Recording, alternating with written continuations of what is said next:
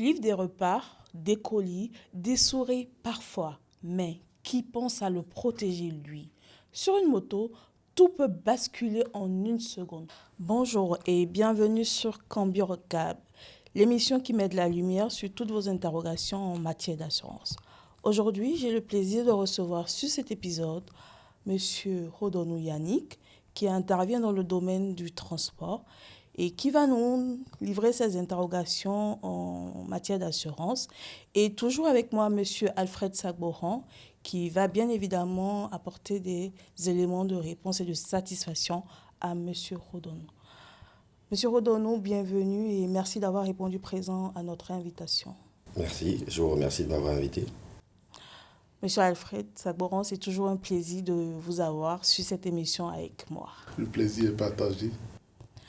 Monsieur Rodonou, je vais vous laisser vous présenter, nous dire ce que vous faites exactement et nous faire un peu part de votre parcours en tant que professionnel entrepreneur. D'accord. Je m'appelle Yannick Rodonou.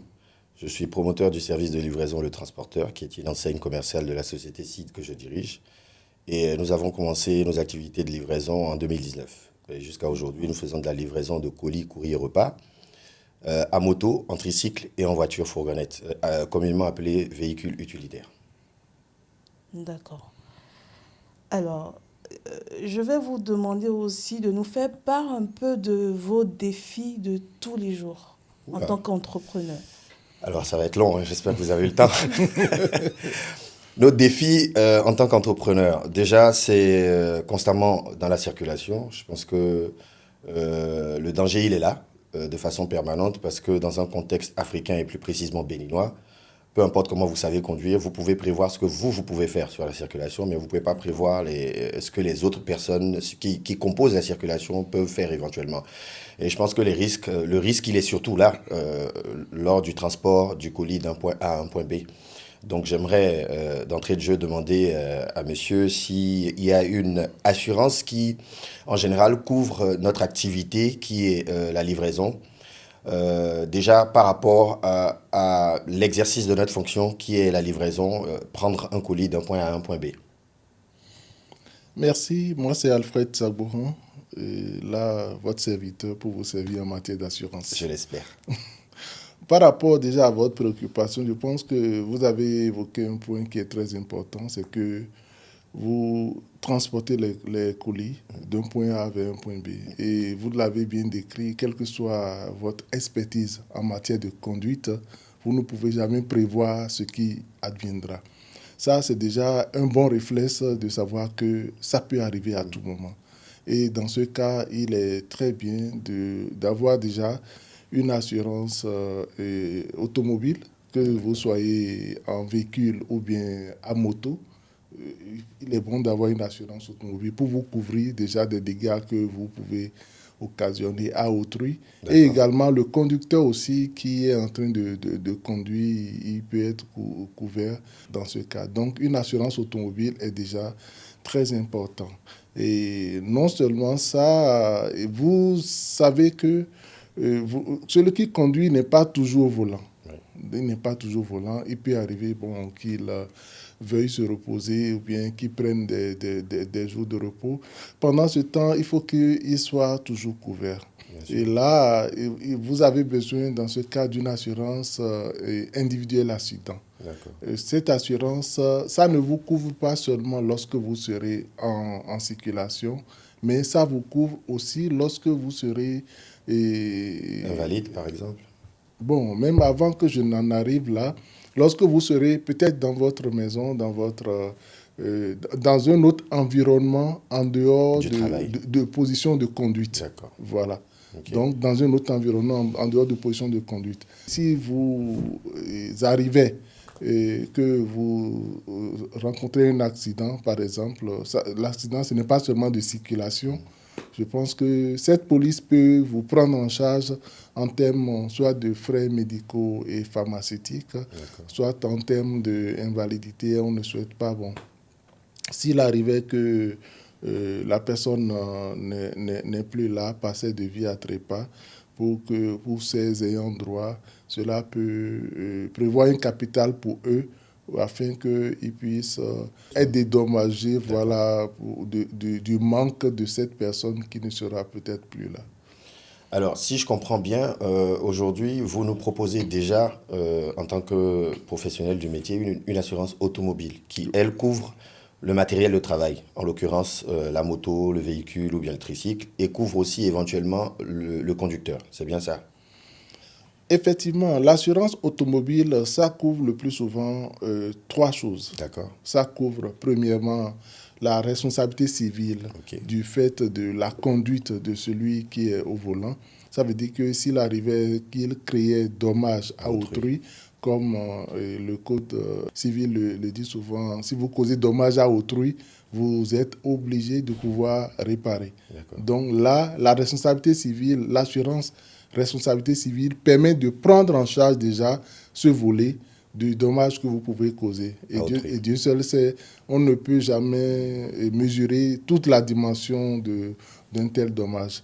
Deuxième chose, celui qui est au volant le plus souvent, lui, il n'est pas censé être couvert dans cette assurance, mais il y a un volet protection conducteur que nous avons et qui permet de le prendre en charge lui-même dans les capitaux qui sont fixés. Et maintenant, bon, si vous avez un véhicule, parce que vous, en tant qu'entrepreneur, vous avez des véhicules souvent qui sont neufs, et puis vous allez désirer ne plus débourser de l'argent après avoir investi pour acheter le véhicule. Tout à fait. Mais pendant que vous êtes en circulation, d'autres peuvent vous créer des dommages. Oui. Dans ce cas, vous pouvez protéger également votre mobile, le véhicule même en dommages. Si bien que lorsque le véhicule va rencontrer un dommage, l'assureur va se substituer pour pouvoir vous le remplacer ou bien vous corriger les dommages que cela peut enregistrer. Donc ça, c'est ce qui va de l'assurance automobile. Voilà. D'accord. Alors, je pense que pour ceux qui nous suivent, il serait bien de prendre un cas pratique. J'ai un livreur qui a pris un colis chez un partenaire, un e-commerçant comme on les appelle, qui va en ligne, qui doit prendre le colis à Ganrier, qui doit aller livrer à Glas. À hauteur de Saint-Jean, il a été percuté par exemple par un véhicule personnel, quelqu'un qui est allé au boulot et qui a peut-être brûlé le feu. Cette assurance automobile à laquelle j'ai souscrit par rapport à la moto qui est engagée dans ce sinistre, comment est-ce que concrètement elle couvre mon entreprise et le matériel de travail qu'est la moto? L'assurance automobile, dans ce cas, ne prendra pas en charge le colis que vous avez transporté. D'accord. C'est quand la moto va créer dommage à autrui, en termes de responsabilité civile, c'est ça que l'assurance prendra en charge. Parfait. Le conducteur lui-même, il est peut-être blessé, vous avez une protection pour lui, ça veut dire que l'assurance va prendre cela en charge. Mais en dehors de cela, il y a la moto aussi qui est là. Tout à fait. Le plus souvent, les motos aujourd'hui, en termes de dommages, si c'est dans une flotte, il arrive, nous prenons dans une flotte, mais si c'est de façon, comme vous êtes dans une flotte, nous pouvons prendre cela. Si la moto a des dommages, nous pouvons vous accompagner dans la réparation. Mais cette assurance ne prendra pas le colis que vous êtes en train d'aller livrer. Il va falloir peut-être une autre assurance marchandises transportées ou du moins transport pour que vous puissiez être pris en charge. Je vois que... Oui, M. Sagboran, pour ceux qui nous écoutent, la notion de flotte, est-ce que vous pouvez nous l'expliquer? Ok, merci beaucoup. Nous appelons souvent flotte un ensemble de véhicules à partir de 2 ou plusieurs qui appartiennent à une même personne. D'accord. C'est-à-dire quoi? Vous êtes un entrepreneur, c'est ce que vous n'avez pas une seule moto, vous avez peut-être un parc de peut-être 5, 6, voire plus. Ouais. Donc là, c'est l'ensemble que nous appelons flotte. D'accord. Vous pouvez avoir une flotte de motos, une flotte de véhicules, ainsi de suite, tout cela. Alors, pour quelqu'un comme moi, qui suis déjà à la base un amoureux de la communication, j'ai l'habitude de dire, pour que le message passe bien, il faut utiliser les bons termes. Je vous ai entendu tout à l'heure dire, nous pouvons prendre en charge, pas nous allons prendre en charge. Ça veut dire qu'il y a suspicion, il y a possibilité de prendre en charge. C'est très important pour moi, cette nuance. Justement. Pourquoi est-ce que vous pouvez prendre en charge? Parce que dans le cas d'espèce, je pense que vous avez été ferme en disant que la responsabilité civile couvre le dommage que nous avons causé à autrui. Exactement. Après avoir réglé le problème de la personne qui est la personne autrui que nous avons percutée, il reste maintenant nous, c'est-à-dire notre travailleur, le matériel de travail et le colis transporté. Comme vous l'avez dit, vous ne couvrez pas déjà, enfin, tout au moins, l'assurance automobile ne couvre pas cet aspect. Exactement. Donc, je pense que nous allons, dans la poursuite de nos discussions, voir quelles sont les autres assurances que vous pouvez proposer qui couvrent cet aspect. Mais pour revenir au matériel de travail et au conducteur. D'accord. Merci beaucoup pour l'observation que vous avez faite. En fait, je disais, nous pouvons prendre en charge parce que si vous n'avez pas contracté, vous ne pouvez pas espérer que cela soit pris en charge. Voilà. Ouais. C'est parce que la responsabilité civile est obligatoire. C'est pour cela que beaucoup de conducteurs prennent l'assurance responsabilité civile. Tout à fait d'accord. Quand ils prennent ça, ils se disent, bon, le reste là, je m'en charge moi-même. Si bien que, bon, ils négligent leur outil de travail, ils se négligent eux-mêmes, et puis ils ne se protègent pas comme cela se doit. Si bien que quand ça arrive, ils crient que l'assureur ne leur est pas venu en aide. Dans la plupart des cas. Voilà. Ça, on le dit souvent. Je plaide coupable. C'est pour ça que je dis toujours, nous pouvons prendre en charge dans le cas où le contrat a été ficelé et puis nous sommes engagés. Là, nous n'avons pas le choix, nous allons prendre en charge. D'accord. Ça veut dire que pour que ce soit pris en charge, il faudrait accompagner cette assurance automobile d'une RC, d'une responsabilité civile. Non. La responsabilité civile, si la je peux me le permettre, elle est obligatoire. Elle est obligatoire. Donc, elle est déjà intégrée, en fait. Oui, ça, c'est le contrat basique, en fait. D'accord, voilà. OK. Et dans quel cas, alors, en plus de la responsabilité civile, nous pouvons être couverts, nous, par rapport à notre matériel de travail qui est détruit et par rapport au conducteur? Oui, là, je vous avais déjà dit, vous pouvez avoir une assurance dommage pour votre flotte et qui est incorporée. Exactement. Donc, c'est une option. C'est une option. D'accord, c'est important de préciser. Ça, ce n'est pas obligatoire. Maintenant, il y a également votre marchandise que vous transportez le plus souvent. Là, vous pouvez avoir une couverture pour cela. Pour dire, je transporte des marchandises de telle ampleur et vous spécifiez les caractéristiques de la marchandise que vous transportez. Et là, nous pouvons avoir un contrat pour cela. Maintenant, s'il arrive, dans le cas que vous aviez expliqué que vous avez eu peut-être un choc et la marchandise est détruite, dans ce cas, la marchandise serait inventoriée et puis nous allons vous remettre dans votre droit. Nous allons vous indemniser. C'est bien que vous en parliez parce que c'est vrai qu'on fait attention dans notre métier pour éviter que ça arrive le plus souvent. Exact. Parce que qui dit assurance dit beaucoup de papiers à remplir en général. Hein. Je parle de mon expérience. Dit beaucoup de démarches administratives. Donc très souvent on évite d'en arriver là. Mais effectivement, dans notre milieu à nous, il peut arriver que ce soit un repas, que ce soit un produit, que lors du choc justement, ce colis soit endommagé. Et c'est bien de savoir que vous avez une assurance qui peut couvrir ça. Est-ce que vous pouvez nous donner un peu plus de détails, en tout cas à moi et à ceux qui nous suivent, qui sont peut-être dans le même domaine que moi? Quelles sont j'ai envie de dire, les conditions à remplir? Quelles sont les contraintes liées à cela? Parce que je crois savoir que dans mon domaine, comme je l'ai dit, on fait de la livraison en voiture et à moto. En moto, oui. En plus du tricycle. Donc, il est difficile d'énumérer à peu près tout type de colis à transporter, hormis les produits prohibés qui sont connus déjà par le commun de ceux qui interviennent dans ce domaine, qui peut être consulté éventuellement au niveau de la direction des transports terrestres. Mais au-delà de ça, quelles sont les conditions à remplir de façon basique pour pouvoir être couvert par cette assurance? D'accord. Merci beaucoup, M. Rodonou. En fait, je voudrais revenir sur un fait déjà que vous avez évoqué qui m'intéresse. Le fait de vouloir avoir une idée de comment vous allez circonscrire la marchandise que vous êtes en train de transporter. La notion d'assurance, d'abord, c'est ce qu'il faut comprendre. Quand nous voulons assurer quelqu'un, ou du moins quand nous faisons l'assurance, ça, c'est de remettre quelqu'un dans la situation dans laquelle il devrait être si le risque n'était pas survenu. Ok. D'accord? Donc, ça veut dire quoi? Il faut avoir une idée précise de votre situation. Je prends les marchandises que vous transportez. Vous savez, par exemple, que dans une semaine, vous transportez tel nombre de repas. ou bien tel genre de produit. Ça veut dire que vous connaissez de façon précise votre activité. Oui, et c'est dans la connaissance de cette activité que nous vous remettons un questionnaire et vous allez décrire pour dire voilà ce que je transporte. Donc voilà ce que je transporte approximativement et je souhaiterais que quand quelque chose adviendra, que vous puissiez me couvrir. Dans ce cas, nous tenons compte de ce que vous transportez pour vous faire une proposition d'assurance. Et quand nous faisons la proposition d'assurance, vous avez dit tout à l'heure qu'il y a beaucoup de papiers à signer. Non, ce n'est pas beaucoup de papiers à signer.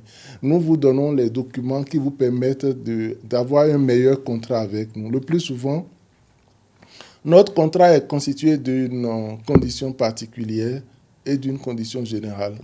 C'est pour les risques spéciaux que parfois des conditions spéciales. Donc, les conditions particulières, c'est quoi? Ça décrit ce que vous transportez. Vous êtes un transporteur, par exemple. Il y a d'autres qui transportent peut-être le même produit que vous, mais à des degrés divers. Bien sûr. Voilà, donc les conditions particulières vont se charger de pouvoir dire la limite dans laquelle vous souhaiteriez être pris en charge. Vous comprenez? Donc, quand ça circonscrit cette partie, il y a les conditions générales. Ça, c'est les conditions généralement connues pour ce genre de risque. Donc, c'est les deux documents que nous vous mettons souvent à votre disposition. Et ce n'est pas manque de compréhension que les gens disent que vous nous donnez trop de documents à signer. Non. Les conditions particulières, ça décrit le risque que vous voulez couvrir et de façon précise dans la limite que vous voulez couvrir. Les conditions générales, ça dit les garde-fous de façon générale qu'il faut prendre pour ce genre de risque-là. Donc, si vous avez ces deux documents, bon, le plus souvent, c'est des documents qui sont faciles à comprendre, faciles à lire. Alors, et c'est pour cela que nous prenons la peine, quand nous voulons contracter, nous signons les informations que vous avez déclarées, nous signons et nous demandons également que le co-contractant, c'est-à-dire le souscripteur lui-même, il contresigne. Ça permet de dire, voilà ce que vous avez déclaré et ce sur quoi nous nous sommes entendus. C'est sur donc, cette base. Voilà, c'est contractuel et nous pouvons évoluer dans ce sens-là. Alors, si vous permettez, ça me permet de rebondir quand vous dites... c'est des termes faciles en général. Hein. Moi, je me rappelle à mes débuts en contact avec l'assurance, quand j'ai créé mon entreprise en 2014, il y avait des termes qui m'étaient complètement étrangers. Multirisque professionnel, et très souvent on dit MPMP dans votre jargon, exactement. RC, responsabilité civile. Pour le commun des assureurs, c'est des termes, c'est quotidien. Vous les utilisez, vous les employez au jour le jour, ce qui n'est pas notre cas. Exactement. Et en général, surtout moi, je le dis toujours à qui veut l'entendre, je suis un entrepreneur plus ou moins paresseux. Alors paresseux dans le bon sens, parce que je pense que aujourd'hui, avec la digitalisation accrue du monde, on ne peut plus se permettre le luxe d'être en train de remplir beaucoup de documents. Donc si on a la possibilité d'avoir des documents ou bien un formulaire numérique qui nous permettent justement de pouvoir remplir ces différents documents. Et deuxième chose, avoir une personne qui soit un peu comme un conseiller client, qui nous assiste dans l'explication des termes qu'on ne comprend pas pour être sûr de bien remplir le formulaire. Je pense que ça aiderait beaucoup d'entre nous parce que pour moi, je parle déjà pour moi et pour la plupart des entrepreneurs qui sont peut-être dans mon domaine, très souvent ce qui nous rend réticents, c'est la paperasse. En général, on va dire ça comme ça, c'est la paperasse, c'est des documents où on va vous demander peut-être quels sont vos actifs immobiliers. Vous avez acheté peut-être un ordinateur il y a 5 ans, 10 ans, il faut l'évaluer, la VNC, tout ça, c'est assez compliqué, hein, je vous assure. Donc après, on se dit, bon, ben, qu'est-ce qu'on fait? Et là, quand vous avez justement quelqu'un à vos côtés, comme parfois il m'est arrivé d'être assisté par Madame Gloria ici présente, c'est de dire, bon, on n'a pas besoin exactement du montant, si vous pouvez faire une estimation de ce que vous avez, ça nous permettrait d'avoir une idée aussi de la prime qu'on pourrait allouer. Donc je pense que mon plaidoyer, c'est un peu dans ce sens, c'est de voir dans quelle mesure déjà digitaliser le formulaire. Et après, une fois que le client formule le besoin d'avoir une assurance et qu'il a le formulaire, qu'il puisse avoir une certaine assistance au cas où il a des expressions qui lui sont étrangères et savoir exactement, comme on est en train de le faire, quelle est l'assurance qui correspond exactement au secteur d'activité dans lequel il évolue.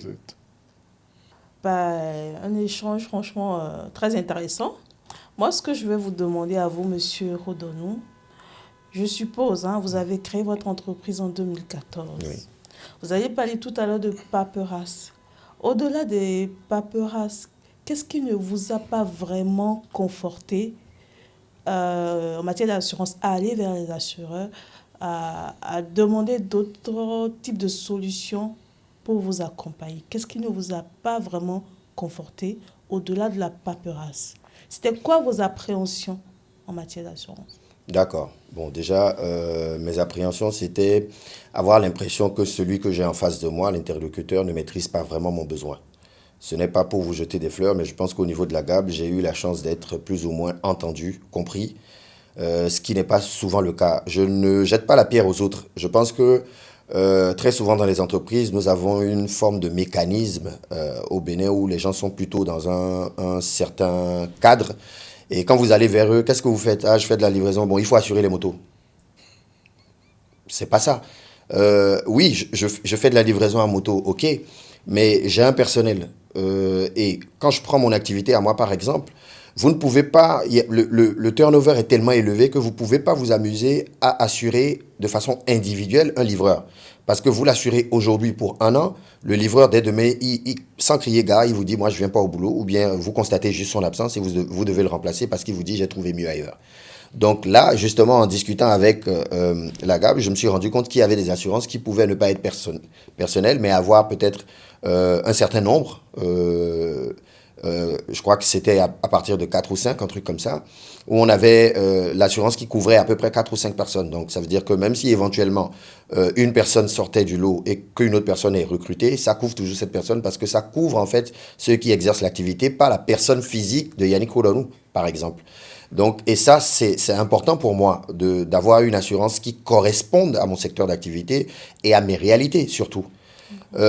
Après, je pense qu'il y a aussi la possibilité, éventuellement, comme je l'ai dit, de couvrir la personne que je suis en tant que dirigeant. Si éventuellement je n'arrivais pas pendant 2 jours, 3 jours, comme ça a été parfois le cas en période de Covid, que je n'arrive pas à travailler, pendant ces 2 jours, 3 jours, je n'ai pas de recette, donc je ne peux pas subvenir à mes besoins. J'ai par contre des charges parce que le propriétaire de votre bureau, il ne va pas attendre, votre bailleur, il n'attend pas que le Covid passe pour que vous puissiez payer le loyer. La SBE ne va pas attendre, la SONEB pareil, donc vous avez des charges fixes qui vous attendent à la fin du mois. Comment est-ce que l'assurance me permet de faire face à cela? C'est en réalité ça. Alors pour répondre maintenant à votre question proprement dite, quelles sont les réticences? Comme je l'ai dit déjà, c'est la non-maîtrise des besoins du client en face de vous. Et après, il y a aussi la crainte généralisée parce qu'on est nombreux à ne pas forcément aller vers les assurances, mais de bouche à oreille, on se dit, tu sais, les assureurs, c'est des voleurs. Hein. Moi, j'ai souscrit à une assurance. Excusez-moi de vous couper, mais cette phrase m'intéresse et je vais lancer la balle à M. Sabouran. Les assureurs, c'est des voleurs. Qu'est-ce que vous pouvez me dire par rapport à cela? Bon, merci déjà pour cette... c'est une plaie sur laquelle les gens nous jugent le plus souvent. Mais j'ai dit quelque chose tout à l'heure qui peut peut-être clarifier cela. Quand on dit les assureurs sont des voleurs, c'est au moment de contracter, le client ne prend pas la peine de dire quel contrat j'ai avec l'assureur. Il dit je me suis assuré et il s'en va. Quelqu'un qui, par exemple, a un véhicule et on lui demande de pouvoir avoir peut-être une assurance dommage. Et il dit, je veux le basique possible. Donnez-moi le basique. Je ne veux rien entendre, le basique. Et vous lui souscrivez une assurance basique, c'est-à-dire la RC. Maintenant, il quitte peut-être vos bureaux et à la descente peut-être du pont, il se fait cogner peut-être par un chien ou du moins il connaît un tonneau. Et le véhicule qu'il vient d'acheter peut-être à 16 millions, le véhicule connaît un dommage bizarrement et il vient pour dire qu'est-ce que vous pouvez faire pour moi? L'assureur dit je ne peux rien faire pour vous et il se met, vous êtes des voleurs, vous venez à peine de prendre mon argent, vous voyez. Il n'a pas pris la peine de savoir qu'est-ce qui me couvre et de prendre le contrat qui lui va. Exactement ça. Ça c'est un cas parmi tant d'autres. Et Ça rejoint la non-maîtrise, en fait, de la part de chacun. Que ce soit l'agent producteur qui a reçu le client et le client aussi qui n'avait pas la bonne information. Le client a la bonne information. Le client dit, je ne veux pas, je veux le basique. Et le plus souvent, c'est ce que nous rencontrons en assurance.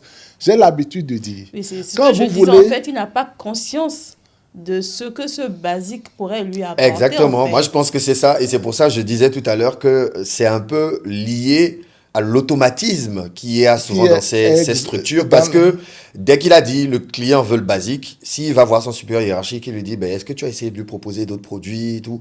Il dit non, il a dit qu'il veut le basique. En ce moment, moi, je pense que normalement, le conseiller clientèle ou le commercial qui propose doit pouvoir lui dire monsieur, vous voulez le basique, le client est roi. C'est ce que vous voulez que je vais vous donner. Mais sachez que le basique va couvrir les dommages que vous allez causer à autrui. Simplement. Votre véhicule, vous allez le ramener au mécano, vous allez sortir de votre poche l'argent pour pouvoir le réparer. Simplement, voilà. Et ça, c'est important de pouvoir l'expliquer. Je pense que on est dans un contexte où, sans vouloir trop m'avancer, je pense qu'en fonction des chiffres, on a à peu près 70% de la population qui est analphabète. Donc, ne comprend pas forcément ce que vous et moi, nous sommes en train de dire.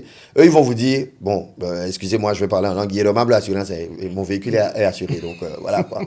Vous m'avez demandé de faire visite technique, assurance, j'ai fait. Et c'est tout. Voilà. Et pour lui, une assurance, comme le dit le mot, c'est que je peux être assuré s'il y a un problème. Sauf que cette assurance a des limites. C'est ça. Et ces limites sont régies par le type de dommage que lui-même il a souhaité couvrir. Donc déjà, en disant qu'il veut du basique, c'est qu'il a restreint sans se rendre compte lui-même le champ d'action de cette assurance. Exactement. Je vous remercie déjà parce que je vois que vous adhérez un peu à l'idée d'assurance. Ça prouve que vous vous intéressez à votre activité. Ah, j'ai perdu beaucoup. Hein. Ah, voilà.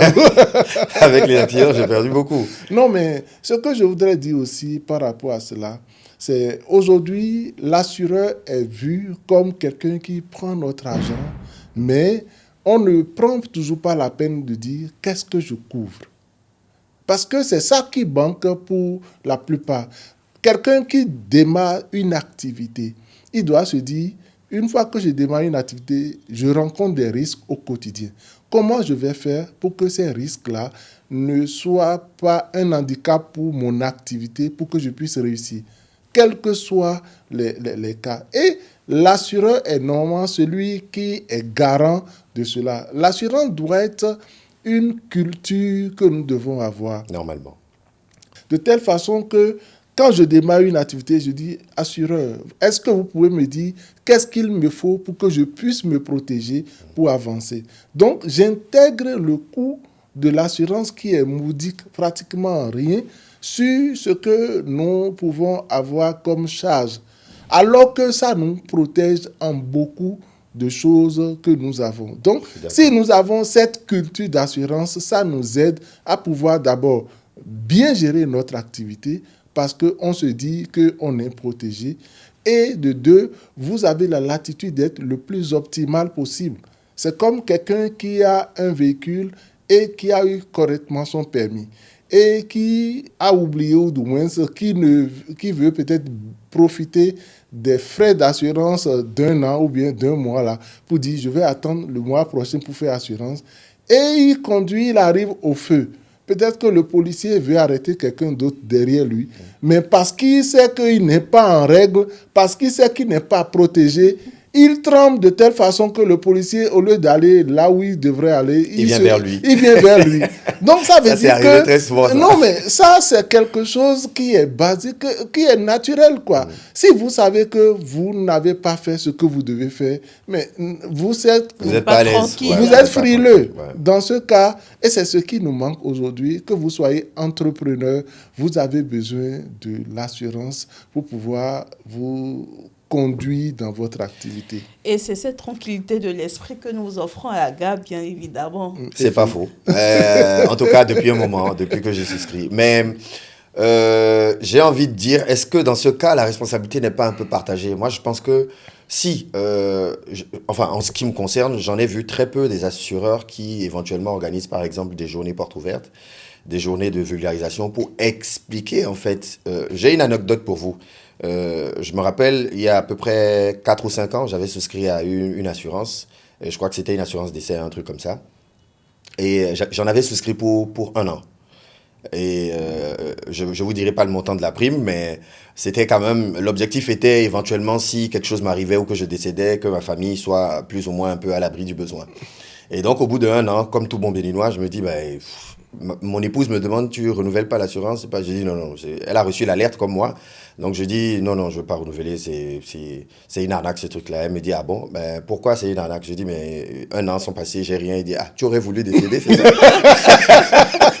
Vous voyez, en fait, et là, ça m'a fait un petit rappel. Je me suis dit, mais tiens, c'est vrai, en plus, j'aurais pas voulu décider. Donc, j'aurais dû continuer jusqu'à ce que si éventuellement quelque chose m'arrive, pourquoi en 1 an, j'arrête en me disant, bon, j'ai payé 300 et quelques mille pour rien, mais c'est malheureusement l'habitude qu'on a presque tous parce qu'on se dit, mais j'ai souscrit à une assurance, comme vous l'avez dit, si c'était pas obligatoire pour les véhicules, on l'aurait pas fait parce qu'on se dit, en 1 an, j'ai pas eu d'accident et ils ont encaissé mon argent, et pourquoi je devrais renouveler?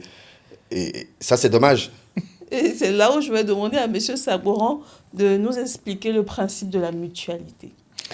Merci beaucoup. Donc, je reviens un peu sur la notion d'assurance. L'assurance, c'est une communauté que nous créons. Et dans cette communauté, chacun met une petite part, c'est-à-dire quelque chose qui est insignifiant, pour que quand quelqu'un est en détresse dans la communauté, nous puissions lui venir en aide. C'est comme nous faisons la tontine aujourd'hui. D'accord. Comme nous faisons la tontine, et quand quelqu'un dans le groupe de tontine là, il est éploré, on se cotise de l'argent pour aller lui porter assistance. Ouais. Voilà, c'est un peu ça.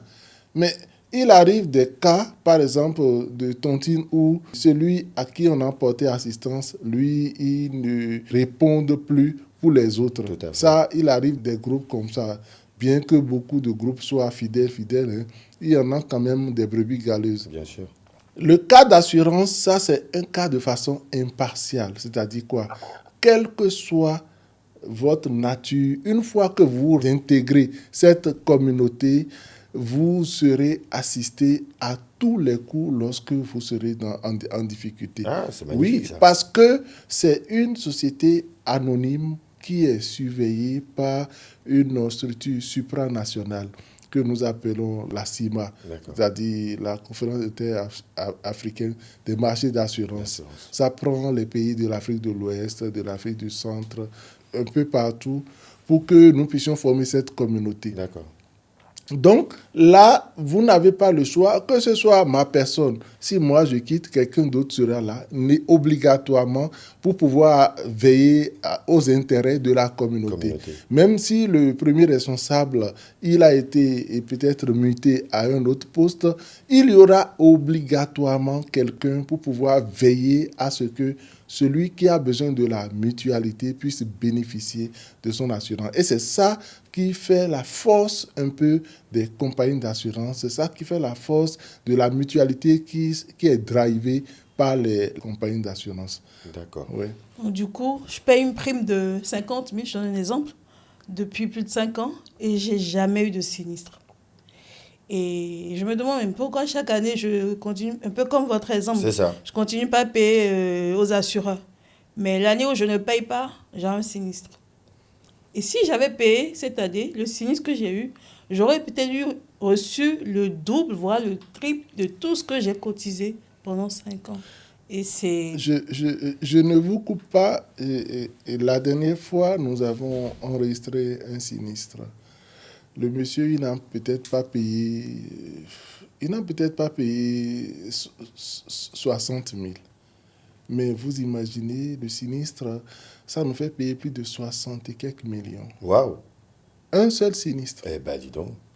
Si ça nous fait payer plus à cette allure, on va souhaiter avoir des sinistres. Hein. Ah! Faut couper. Non, on ne souhaite pas avoir de sinistre. On ne souhaite pas. Mais celui qui bénéficie de cela, c'est juste des compensations. C'est-à-dire, c'est juste une compensation. Tout à fait. Des dommages qu'ils ont eu à enregistrer. Et pour l'aider à repartir. Voilà, pour l'aider à repartir. Il saura au moins que là, la communauté lui est venue en aide. Et ça fait un ouf de soulagement. Les indemnités d'assurance ne sont jamais pour enrichir. C'est juste pour remettre et la personne dans ses droits pour lui permettre d'avancer. La vie est longue et pour que nous puissions continuer à vivre, nous avons besoin juste du minimum. Nous n'avons pas besoin d'un grand coup comme ça pour pouvoir aller, mais nous avons besoin du peu dont nous avons besoin jusqu'à aller à destination. Et l'assureur est là pour pouvoir nous accompagner dans ce voyage-là. D'accord. Ça veut dire que n'importe qui, normalement, doit pouvoir être bénéficiaire de ce type de mutualité. Bien évidemment. N'importe qui, D'accord. tout le monde. Et c'est ce que nous souhaitons, parce qu'aujourd'hui, maintenant, toutes les personnes qui comprennent, parce que c'est une question de compréhension, Tout à fait. qui comprennent qu'avoir une culture d'assurance est un moyen de bien vivre, ces personnes adhèrent à la mutualité. Et c'est pour cela que ce soit la mutualité des assurances automobiles ou bien la mutualité des assurances individuelles accidents. Mais là, vous savez que dans tous les cas, voici la qualité de vie que vous vous donnez. Et cette qualité de vie, ça vous permet de pouvoir être standard dans votre fonctionnement. Tout à fait. Oui, je suppose par exemple que vous vous dites que moi, je ne souhaiterais pas que mon revenu soit en dessous de 15 000 par jour, par exemple. Et dans ce cas, vous travaillez pour. Quand vous allez avoir une couverture d'assurance et vous serez peut-être, vous allez avoir une incapacité provisoire, par exemple, pendant un temps, le contrat que vous aurez déjà souscrit va vous permettre à ce que cette indemnité vous soit versée. Si bien que vous gardez votre standard de vie. C'est ça ce que nous devons comprendre. Et si nous comprenons, nous adhérons à la communauté et nous payons notre cotisation chaque année et puis tout se passe bien. Et ça nous donne une meilleure vie, en fait, quoi. C'est ça le problème. Moi, en tant qu'entrepreneur, dans mon cas à moi, je vais déjà récapituler. Comme je disais, par rapport à la livraison, nous avons l'assurance automobile que vous avez citée, oui. avec des conditions, comme vous l'avez précisé, qui éventuellement vont permettre à cette assurance automobile basique de pouvoir couvrir éventuellement le porteur du véhicule et le véhicule lui-même. Exactement. Il y aura une autre assurance qui peut éventuellement couvrir le contenu que nous transportons. Exactement, oui.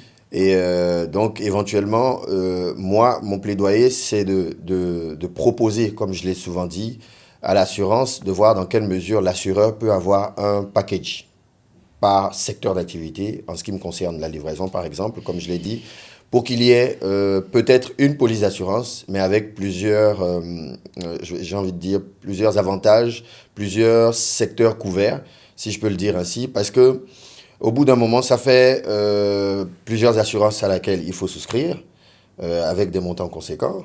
En tant qu'entrepreneur, il faut payer l'assurance, il faut payer les impôts, il faut payer les charges. Au bout d'un moment, il ne nous reste plus rien. On peut comprendre le principe, on est d'accord, mais ne pas avoir les moyens de souscrire au principe. Donc, c'est vraiment un plaidoyer, encore une fois, de voir dans quelle mesure l'assureur peut travailler à cela. Moi, par exemple, comme je l'ai dit, j'ai tellement été confronté aux assureurs que ça commence à venir au bout d'un moment. Quand on me parle de RC, on me parle de MP, je commence un peu à comprendre à peu près quelle est l'étendue de la couverture.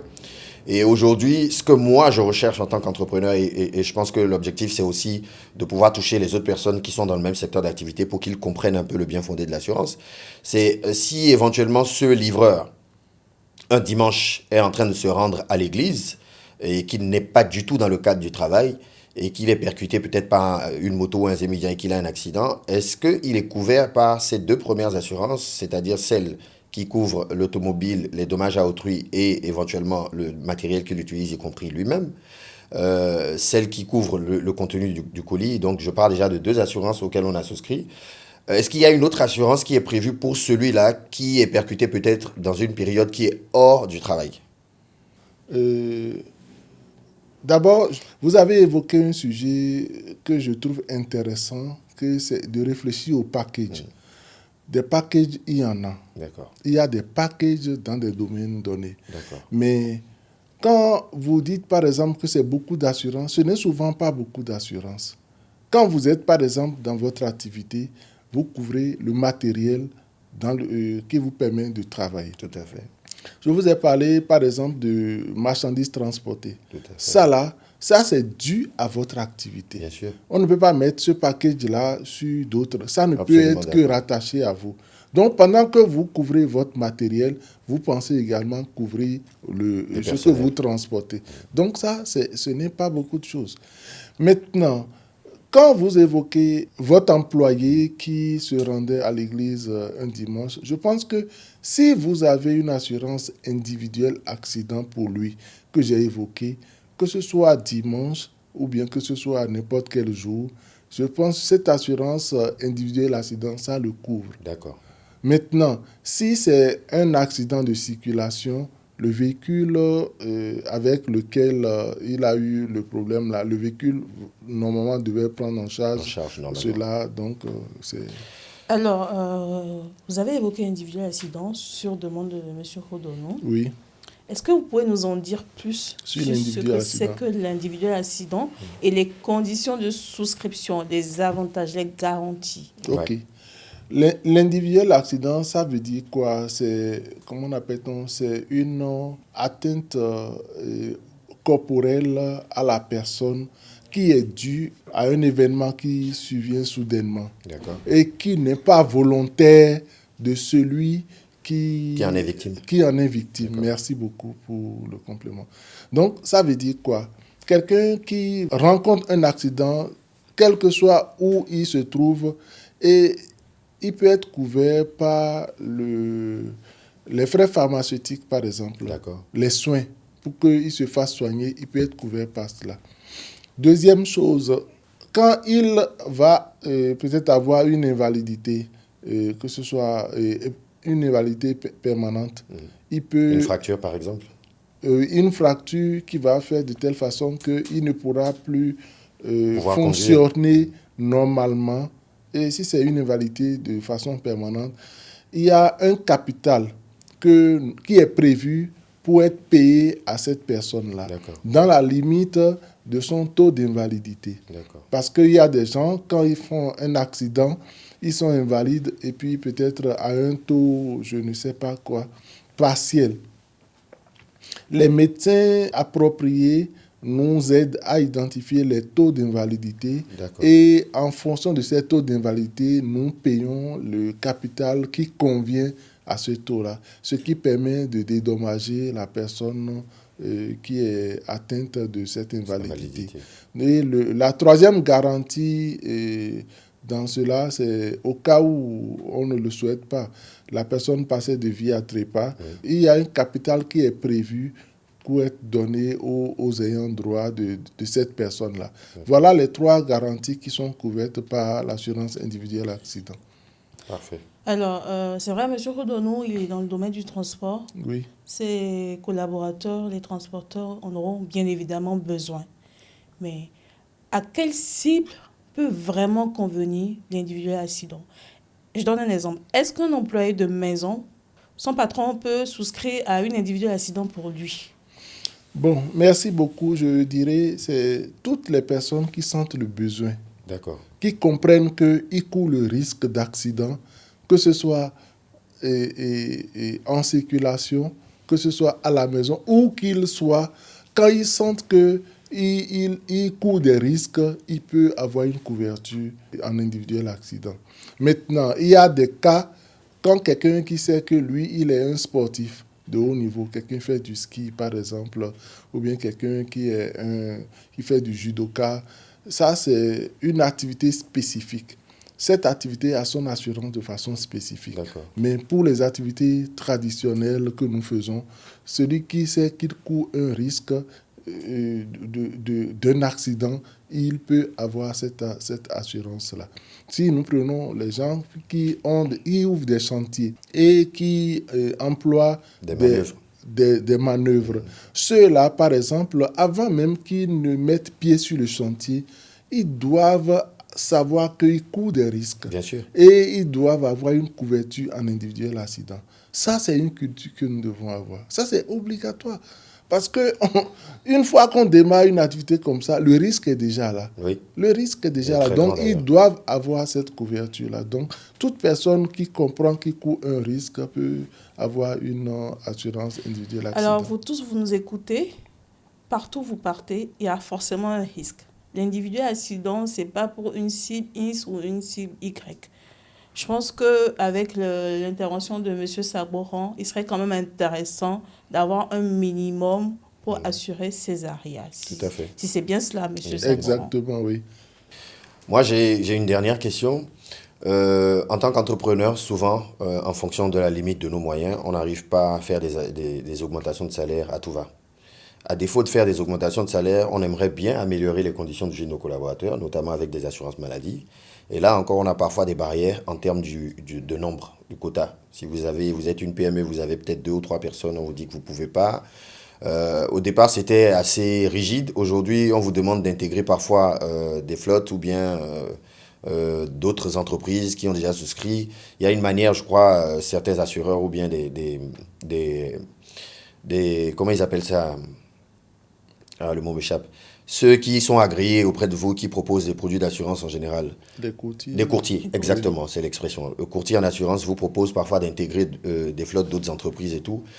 Est-ce qu'il y a aujourd'hui une formule au niveau de la GAB qui permet, si en tant qu'entrepreneur j'ai 2, 3 employés, de pouvoir avoir une assurance maladie pour ces employés-là et d'être plus ou moins à l'aise en me disant s'ils vont à la pharmacie, ils peuvent être couverts à hauteur peut-être de 50%, 60% sur les produits qu'ils achètent. La consultation est peut-être gratuite, ainsi de suite. Je pense que c'est autant de petites actions que nous, en tant qu'entrepreneurs de PME, pouvons mettre en place pour retenir le personnel, encourager le personnel à continuer à travailler et être à l'aise dans ce qu'il fait. Okay. Monsieur Rodon, franchement, je suis très... vos interventions m'épatent, quoi. Parce que je n'avais pas évoqué l'assurance maladie. Mais dans votre préoccupation, vous le ressortez. Ça veut dire que vous vivez votre activité. Bien sûr. Ça, ce qui est important. Et vous savez tous les apports que vous pouvez faire pour vos employés. Ce que je m'en vais dire, l'assurance maladie aujourd'hui est devenue obligatoire par décret qui a été pris en 2021. Donc, ce qui fait que tout employeur, normalement, doit avoir une couverture. Je sais que vous êtes dans les tractations pour pouvoir l'avoir. Et compte tenu de votre effectif, vous pouvez avoir une assurance groupe. Maintenant, si votre effectif n'est pas suffisant, nous avons un programme à la GAB où nous avons une assurance mise en place et nous pouvons intégrer de façon individuelle ceux qui n'ont pas la possibilité d'avoir une assurance maladie groupe. Excusez-moi de vous couper, je profite pour dire à tout le monde, tous ceux qui nous regardent, à la GAB aujourd'hui, vous pouvez venir de manière individuelle souscrire à une police d'assurance santé. C'est possible. Ah, c'est bon à savoir ça. Justement, j'allais sur ce terrain. Merci déjà pour cet apport. Beaucoup d'innovation ce matin. Oui, pour ce coup de main, vous pouvez de façon individuelle venir et puis être intégré dans une police. Parce que comment fonctionne l'assurance maladie? L'assurance maladie, ça fonctionne toujours comme une mutualité où nous avons une communauté et nous avons beaucoup de personnes dedans. À défaut d'avoir une personne à qui on va créer une assurance groupe, nous avons créé une police actuellement et nous intégrons de façon individuellement. Après avoir fait ce que nous appelons un questionnaire, parce qu'il faut toujours savoir à quelle personne nous avons affaire. Si quelqu'un est déjà malade, nous ne pouvons pas l'accepter. C'est-à-dire, si quelqu'un a déjà une maladie déclarée, la personne ne peut plus être admise parce que c'est le risque que nous couvrons. Nous ne couvrons pas la certitude. Voilà. D'accord. Si c'est bon à savoir parce que je m'apprêtais à dire, est-ce que ce n'est pas un peu discriminatoire? Non, ce n'est pas discriminatoire. Parce que si vous êtes déjà malade et c'est maintenant vous voulez prendre l'assurance, vous ne pouvez plus prendre une assurance. L'assurance est toujours sur une certaine incertitude. Vous ne savez pas si vous allez faire un accident, vous ne savez pas si vous allez tomber malade, mais c'est au cas où vous tomberiez malade que l'assurance est là. Donc, nous avons un questionnaire que nous délivrons le plus souvent et les gens remplissent, ce qui nous permet de savoir à quelle personne nous avons affaire. Et si nous voyons que ce sujet, la personne à qui nous avons affaire remplit les critères, nous l'intégrons dans la police et la personne évolue dans cette police-là. Ça permet de prendre en charge la personne de ces soins dans la limite le plus souvent de 80% pour que, en termes de frais pharmaceutiques ou bien en termes d'hébergement, comment appelle-t-on, lorsqu'on est hospitalisé, voilà, les soins, tout et tout. Donc, ça permet de prendre la concurrence de 80%. Donc, c'est comme ça que fonctionne notre assurance individuelle actuelle. Je pense que sur ce panel, je dormirai moins bête. Hein.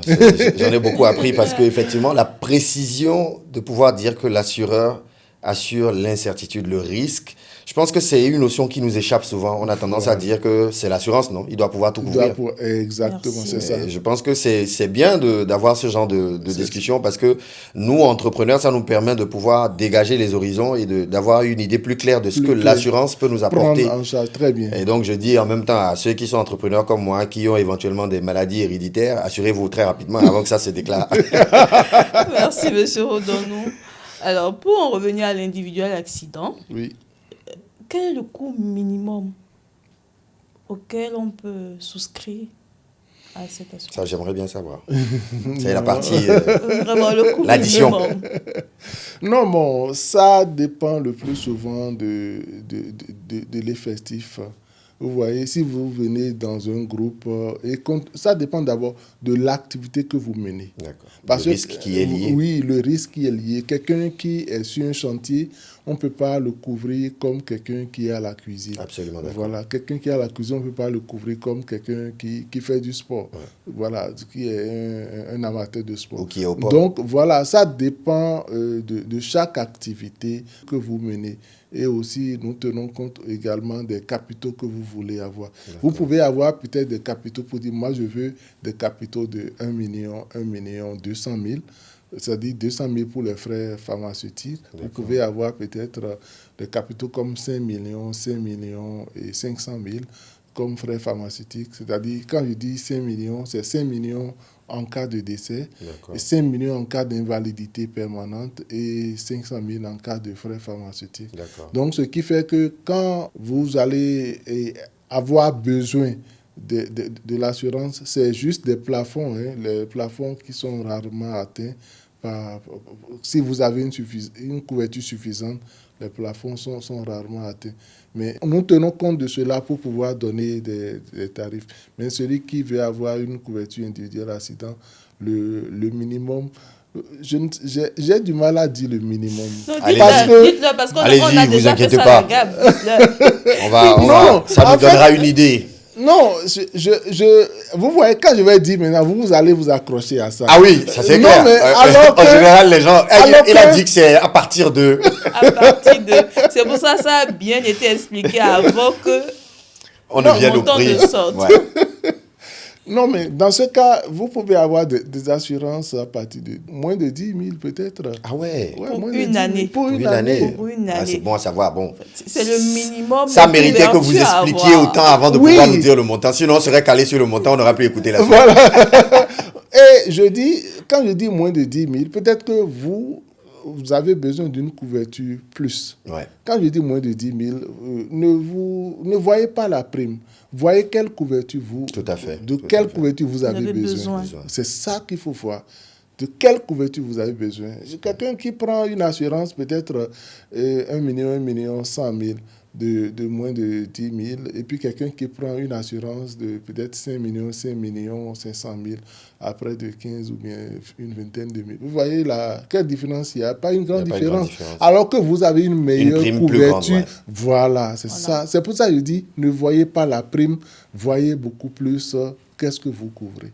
Bon, laissez-nous voir déjà la prime. L'objectif, c'est d'avoir une habitude d'assurance. Au bout des années, nous allons augmenter le montant à souscrire et qui sait, peut-être qu'au bout d'un moment, le taux de pénétration au niveau de la population béninoise sera plus grand. Sera plus élevé.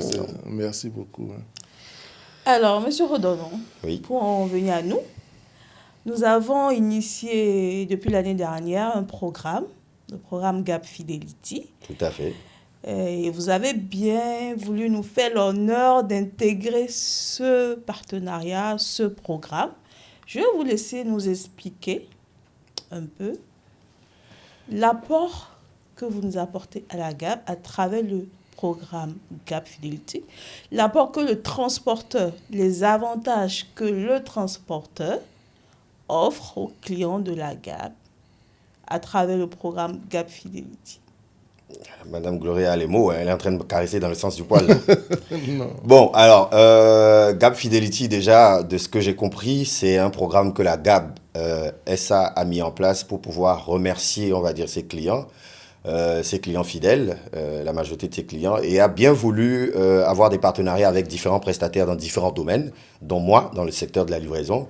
Et je pense que, pour répondre à votre question, ce que le transporteur offre aujourd'hui aux clients de la Gap qui sont membres du programme Gap Fidelity, c'est 10% de réduction sur toutes les livraisons qu'ils effectuent dans l'espace de Cotonou et environ auprès du transporteur. Il suffit juste d'être un client, parce que chacun de nous a une plateforme à laquelle nous avons accès. Donc, quand un client nous contacte, il nous donne son numéro de client et nous, ça nous permet de vérifier dans le système s'il est client Gap Fidelity et de lui accorder systématiquement la réduction. Il est vrai que des discussions sont en cours avec la Gap pour augmenter le pourcentage. Je la vois sourire là déjà. Pour augmenter le pourcentage et aller peut-être à 20, 30, voire 50 comme certains l'ont fait. C'est possible et on y travaille parce que nous sommes en train de digitaliser nos process et on va bientôt mettre sur le marché notre application mobile. Donc ça va être plus facile parce que tous les clients qui vont être enregistrés pourront de facto pouvoir mettre leur numéro client qui sera déjà vérifié. Donc ils n'auront pas besoin à chaque fois, comme ils le font actuellement, écrire sur WhatsApp et dire « Je suis un client Gap Fidelity, voilà, j'ai une course, j'ai ci ». Ce sera automatique, c'est-à-dire qu'à la minute où il va mettre l'itinéraire, c'est-à-dire le colis où il faut le prendre et la destination, le calcul sera fait en appliquant directement le pourcentage auquel il y a droit en tant que client Gap Fidelity. Donc, je vous encourage à être client de la Gap, comme moi, pour pouvoir bénéficier de ce pourcentage qui est inédit à la Gap. Voilà. Vous avez des habitudes de transporter des colis, vous êtes assuré à la Gap, vous bénéficiez des avantages du transporteur. Donc, ce n'est plus le prix de l'assurance, c'est la diminution déjà qui se fait ressentir dans vos habitudes auprès du transporteur. Ouais. Alors, je pense que nous sommes à la fin de nos échanges. Et échanges fructueux. Je vais remercier chacun de vous deux. Merci, Monsieur Rodonou. Merci à vous de m'avoir invité. Monsieur Sagboran. Merci beaucoup. Et pour tous ceux qui nous regardent, vous avez des appréhensions, vous avez des questionnements, n'hésitez pas à nous contacter à nos numéros habituels ou à info@gabassurance.com. Vos interrogations seront bien évidemment prises en compte et feront certainement objet de discussion sur ce panel. Pour ce, je vous remercie et je vous dis à très bientôt pour un nouvel épisode dans Cambio Gap. Merci.